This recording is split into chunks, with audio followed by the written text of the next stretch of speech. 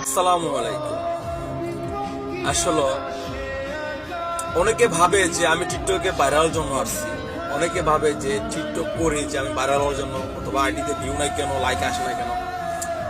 আসলে আমি নিয়মিত টিকটক করি না, আর টিকটকের সম্পর্কে আমি তেমন কিছু বুঝিও না।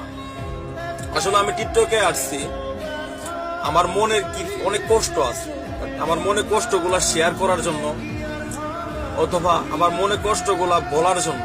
অর্থাৎ টিকটকের গানের মাধ্যমে আমি আমার মনের কষ্টগুলা টিকটকে শেয়ার করি আপনাদের সাথে। আমার মনে কিছু গল্প আছে, আমার মনে অনেকটাই কষ্ট আছে, সেগুলো আমি বলবো।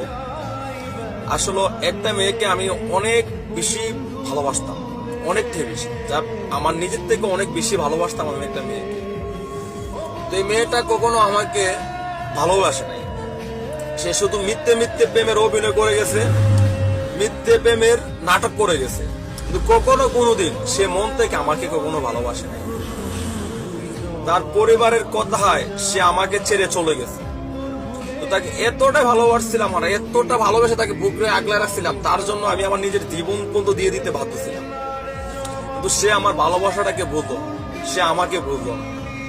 সে আমাকে ভুল বুঝে আমাকে ছেড়ে সে চলে গেছে।